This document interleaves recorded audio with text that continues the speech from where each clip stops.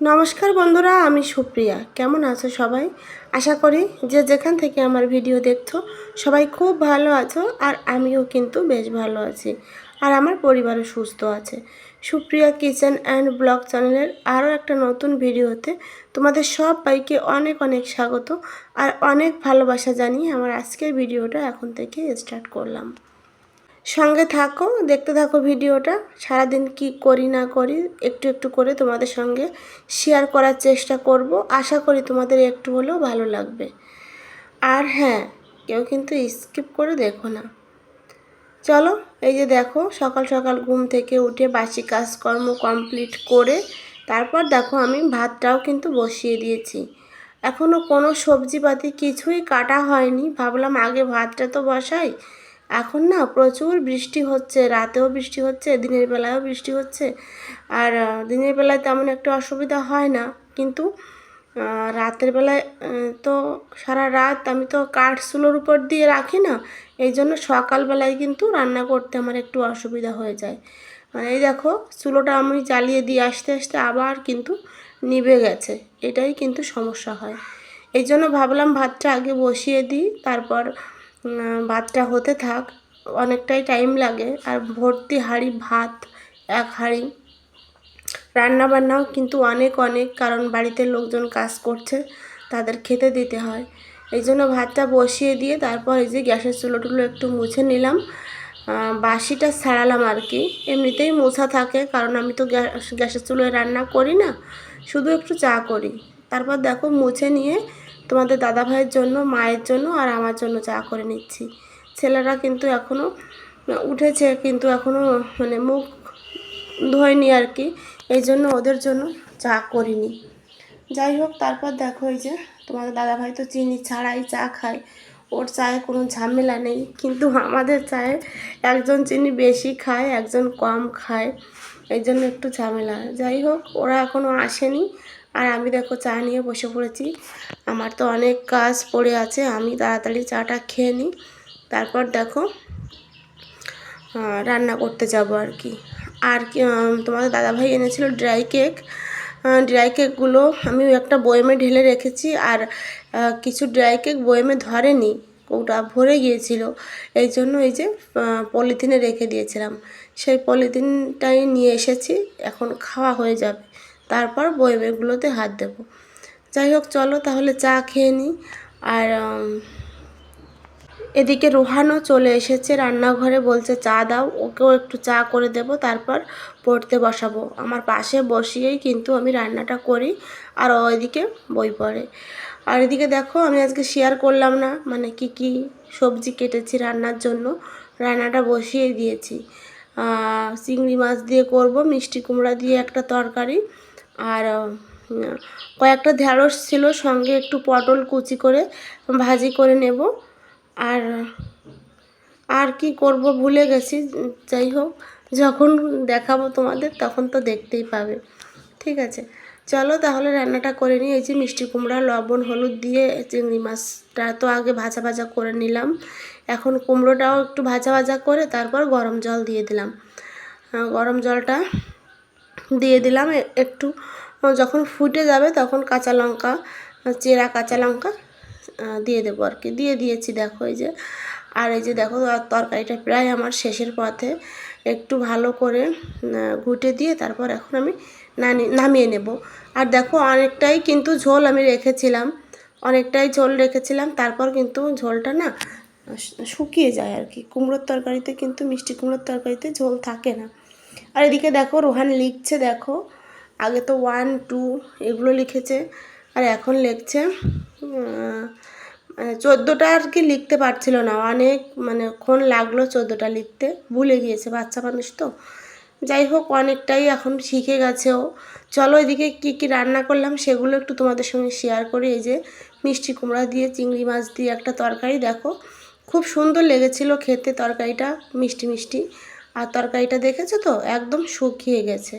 আর এই যে রাতের ডাল শুকনো, মানে রাতের ডাল ছিল, শুকিয়ে নিয়েছি। টকটাও কিন্তু গতকালকে রাতের ফ্রিজ থেকে বের করে নিয়েছি। পটল ভেন্ডি ভাজি, আর এদিকে দেখো আলু বেগুন দিয়ে ডিমের অমলেট করে একটা তরকারি করে নিয়েছি। এটার কথাই আমি তোমাদের বলতে ভুলে গিয়েছিলাম। তো চলো, এদিকে কয়েকটা কাঁঠালের রোয়া ছিল, কেউ খাচ্ছে না এখন। ভাবলাম এখন তো সবাই মানে কারো ভালো লাগছে না, প্রচুর খেয়েছে তো এই জন্য আমি বের করে ফ্রিজে রেখে দিই। কালকে পর্যন্ত হয়তো তখন ভালো লাগবে খেতে, তাই না? যখন শেষ হয়ে যাবে আর কি, তখন কিন্তু খেতে ভালো লাগবে। এখন তো সবাই খেয়ে নিয়েছে, এই জন্য আর ভালো লাগছে না খেতে, আর রুচি নেই আর কি। যাই হোক, তারপর দেখো সবাইকে খাইয়ে দাইয়ে দিয়ে রোহানকে তো পাঠিয়ে দিয়েছি স্কুলে, মা নিয়ে গেছে, তোমাদের দাদাভাই চলে গেছে কাজে। রোহিতের স্কুল ছুটি, জানি না কোথায় গেছে, বন্ধুদের সঙ্গে খাওয়া দাওয়া করে বই পড়ে তারপর। আর এখন আমি রান্নাঘরটা ঝাড় দিয়ে তারপর মুছে নিচ্ছি।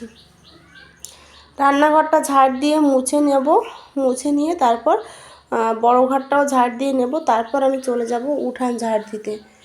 উঠানটা না বৃষ্টি হলে ঝাড় দিতে প্রচুর কষ্ট হয়। উঠানে তো সকালে আজকে ঝাড় দেইনি, অন্যান্য দিন তো ঘুম থেকে উঠেই আমি উঠানটা ঝাড় দিই, কিন্তু আজকে আর ঝাড় দেওয়া হয়নি কারণ জলে ভর্তি ছিল। আর আমাদের উঠানে তো ইট বালু এগুলো ভর্তি করা, এই জন্য জলটা মানে সরে যাওয়ার আর জায়গা থাকে না, এই জন্য জলটা বেঁধেই থাকে। তারপর যখন রোদ ওঠে আস্তে আস্তে জলটা শুকাতে থাকে। আমি কিন্তু বড় ঘরটাও ঝাড় দিয়ে মুছে চলে এসেছি, তোমাদের সঙ্গে আর শেয়ার করিনি। প্রত্যেক দিন একই রকম কাজ দেখাতেও কিন্তু ভালো লাগে না, আর তোমাদের দেখতেও ভালো লাগে না, তাই না? যাই হোক, দেখো এই যে এখন উঠানটা ঝাড় দিয়ে নিচ্ছি। আর দেখো আমার ছেলে উঠানে মানে কি বলবো, লাঠি, তারপর ছেঁড়া জুতা, এগুলো জানি না কখন এনে ফেলেছে উঠানের সামনের দিকটাকে একদম। আর এদিকে দেখো আমি ঝাড় দিয়ে নিচ্ছি, মানে পাতা তো আমি তো, তোমরা তো জানো না, প্রায় 40 মিনিট ধরে আমি উঠানটা ঝাড় দিয়েছি। স্পিডটা তো বাড়িয়ে দিয়েছি, এই জন্য বুঝতে পারছো না, কিন্তু দেখো পাতাটা না একদম মানে চিপটিকে ধরে আছে, উঠতেই চাইছে না, মানে একটা একটা করেই পাতা আমার উঠান থেকে সরাতে হলো। বৃষ্টি হলে না গ্রামের গৃহবধূদের মানে খুব কষ্ট হয় উঠান ঝাড় দিতে, তারপর থালা বাসন মাজতে। আমারও তো আগে বাসন মাজতে প্রচুর কষ্ট হতো, ভিজে ভিজে বাসন মাজতে হতো।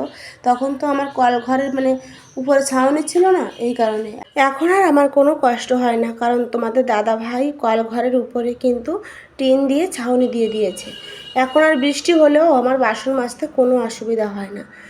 আমার কথা বলছি না, প্রত্যেকের এই যে উঠান ঝাড় দিতে, তারপর বাসন মাজতে, গ্রামের গৃহবধূদের কিন্তু প্রত্যেকেরই কষ্ট হয় বর্ষাকালে। আমার তো একদমই ভাল লাগে না এত বৃষ্টি, মানে রাতে বৃষ্টি হলে ঠিক আছে, কিন্তু দিনের বেলায় বৃষ্টি হলে সব কাজে কর্মে অসুবিধা, কারণ আমাদের তো একটা ঘরের ভিতর সব নয়, আমাদের বাইরে বেরোতেই হবে, এই কারণে। তারপর দেখো আমি চলে এসেছি বিছানাটা তুলে নিতে। বিছানাটা তুলে বিছানাটাও আমি এখন একটু ঝাড় দিয়ে নিলাম, তারপর এখন ঘরটাও ঝাড় দিয়ে নেব। আমার না একটু ভুল হয়ে গেছে, আগে যদি উঠানটা ঝাড় না দিয়ে আগে ঘরটা ঝাড় দিতাম, এই জন্য একটু ভুল হয়ে গেছে। আর তোমাদের দাদাভাই গতকাল রাতে দিয়েছিল তেলাপোকা মারা ওষুধ। সকালে যখন ঘর ঝাড় দিয়েছি তখনও কিন্তু প্রচুর তেলাপোকা বেরিয়েছে, মানে প্রচুর বলতে তোমাদের না দেখালে বুঝতে পারবে না যে কতগুলো তেলাপোকা বেরিয়েছে। আর এখনও তো তেলাপোকা বেরোচ্ছে, মানে ওষুধ যেখানে দেওয়া আছে সেখান দিয়ে হাঁটছে আর বাইরে এসে এসে মরে যাচ্ছে। আর এতটা তেলাপোকার উৎপাত আমাদের বাড়িতে, কি বলবো আর তোমাদের। যাই হোক, কিছুদিন অন্তত একটু শান্তিতে থাকা যাবে। কিছুদিন একটু কম থাকে, তারপর আবার তেলাপোকা শুরু হয়ে যায়। কোথা থেকে যে আসে এত তেলাপোকা বুঝতে পারি না। আর এরা যে কোথায় থাকে এটাও যদি জানতে পারতাম তাহলে তো আর কোনো কথাই ছিল না, এদের ঘর বাড়িই আমি ভেঙে দিতাম, এমন একটা অবস্থা।